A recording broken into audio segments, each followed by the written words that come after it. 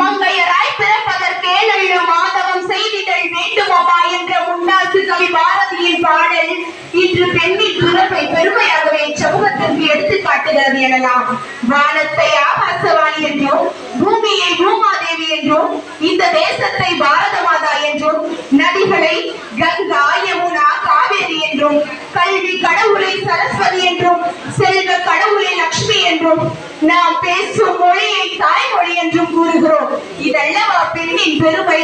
பெண்மையை போற்ற வேண்டுமானால் இன்னும் கூறிக்கொண்டே இருக்கலாம். தன் கால் சிலம்பை கற்கையாக்கி காட்டிய புரட்சிக்காரி கண்ணகி, பருவத்தை தமிழுக்கு இன்று தமிழ் வளர்த்த ஔவையார், காதல் ஞான தீபமாய் சுடர்ந்த அமராவதி, 63 நாயன்மார்களில் ஒருவர் காரைக்கால் அம்மையார், கணவன் காண உலகம் என கண் கட்டிய காந்தாய், ஒருமையின் சின்னமாய் பேசப்பட்ட சீதை, வெள்ளை சூரியனாய் உலா வந்த திரேசா, இப்படியெல்லாம் கூறுவதல்லவா பெண்ணின் பெருமை. சிறை காக்கும் காப்பே இவன் செய்யும் மகளிர் நிறை காக்கும் காப்பே தலை. அதாவது தம்மை தாமே காத்துக்கொண்டு சிறந்த பண்புடன் வாழும் மகளிரை அடிமைகளாக நடத்துவது அறியாமை. சொல்லடி சிவசக்தி என்னை சுடர்மிகு அறிவுடன் தொலைந்து விட்டால் வல்லமை தாராயோ இந்த மாநில பயனுரை என்று இறைவனை அடித்து வணங்குகிறான். இறை சக்தியை கூட நம் மண்ணில் சிவசக்தியாக போற்றுகிறோம்.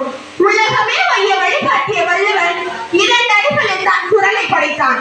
ஆனால் 10 நீயின் மொத்த உருவமாகின்ற கண்ணகியை பற்றி அடி சிற்க இனியாலே அன்புடையாரே, பரிசல் தவறாத பாவாய், அடிவருடி பின் தூங்கி முன்னெழுப்பும் பேதாய், இனியாலே என் உறக்கும் என் கண்ணினால் என்று போட்டுகிறார்.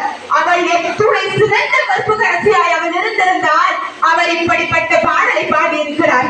மக்கள் தொகையில் ஒரு பாதியாக இருக்கும் பெண்களை அடிமைகளாக நடத்தும் எந்த ஒரு நாடும் உயர்வு பெறுவதில்லை.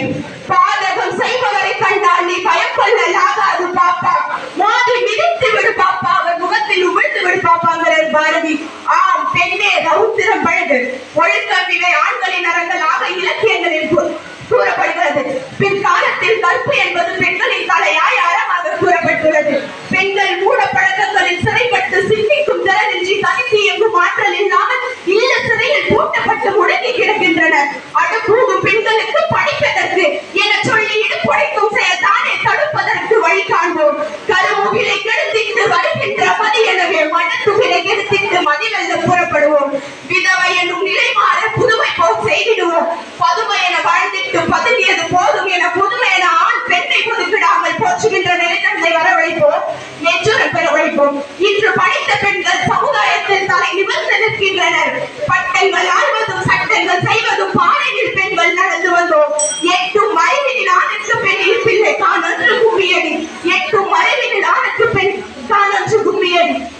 எட்டையும் பெண்கள் தொடுவதற்கு ஒன்று என்று இருந்தவர் மாய்ந்து விட்டால் வீட்டுக்குள்ளே பெண்ணை தூக்கி வந்த முன்னை மனித தயங்கவிட்டார் என பெண் விடுதலைக்கு பாரதி பாடியவை நனவாயிற்று. இறுதியில் ஒரு உதாரணம். கஃபே காஃபிடே நிறுவனர் சித்தார்த் அவர்கள் 7000 ரூபாய் கடன் தொல்லையாக தற்கொலை செஞ்சுக்கிறார். அவருக்கு பின் காஃபிடே சாம்ராஜ்யமே அழைத்துப்படும் என்ற விமர்சனங்களை சுக்குவர வச்சுட்டு பெரும்பான்மையான கடன்கள் அடைச்சு இன்றைக்கு காஃபிடே நிறுவனத்தை வெற்றி பாதையில் கொண்டு செல்பவர் யார்? அவருடைய மனைவி மாலவிகா என்கின்ற ஒரு பெண்மணி. 100 எலும்புகள் நொறுங்கும் மரண வலி, பிரசவ வலி, அதையே தாக்கும் மறைம படித்த நமக்கு இந்த விஷயம் எல்லாம் ஒரு சவால்களா? கட்டமைக்கப்பட்டவற்றில் கட்டுப்பட்டு இருந்தோம்.